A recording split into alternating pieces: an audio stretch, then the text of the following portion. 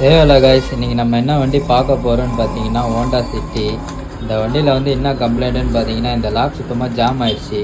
Key இந்த மாதிரி சுத்தமாக டர்னே ஆகாமல் இதில் போட்டு உடஞ்சி ஜாம் ஆகிடுச்சு. இதில் வந்து என்ன கம்ப்ளைண்ட்டு, மோஸ்ட்லி இந்த ஹோண்டா சிட்டிலலாம் வந்து இந்த மாதிரி கீழே வந்து என்ன கம்ப்ளைண்ட் வரணும்னா கீ சுத்தமாக டர்னே ஆகாது. அதுக்கு வந்து நம்ம லாக் மாற்றணும்னு அவசியம் இல்லை. இந்த லாக்கே பிரித்து சர்வீஸ் பண்ணி ரெடி பண்ணலாம். ஸோ கஸ்டமருக்கு வந்து இந்த கீ உடஞ்சிருச்சு. நம்ம வந்து புதுசாக கீ கட் பண்ணி ரிமோட்டு புதுசாக சென்சார் கீ ஒரிஜினல் கீயே ரெடி பண்ணியாச்சு. கீ இந்த மாதிரி நல்லா டர்னாக ஃப்ரீயாக செல்ஃபு எல்லாமே ஆன் ஆகிற மாதிரி ரெடி பண்ணியாச்சு. இந்த ஹோண்டா சிட்டிலலாம் வந்து இந்த மாதிரி மாடல்ஸில் வந்து நிறைய இந்த மாதிரி கம்ப்ளைண்ட் வரும். அது வந்து ஸ்டார்டிங்கில் கொஞ்சம் ஸ்டெக்கப் ஆகி ஓடும். அப்போ நீங்கள் வந்து ஆயில் போட்டாலோ இல்லை ஆயில் போட்டால் ஃப்ரீ ஆகிடும்னு நினச்சி நீங்கள் ஆயில் போட்டுருங்க. அந்த மாதிரி பண்ணக்கூடாது. இந்த மாதிரி கலட்டி நம்ம ரெடி பண்ணலாம். இதுக்கு வந்து நியூ லாக் மாற்றணும்னு அவசியம் இல்லை. உங்களுக்கும் இதே போல் என்ன லாக் சர்வீஸ் பண்ணி ரெடி பண்ணணுன்னா மேலே ஸ்க்ரீனில் தெரிய நம்பர் காண்டாக்ட் பண்ணுங்கள். தேங்க்ஸ் ஃபார் வாட்சிங்.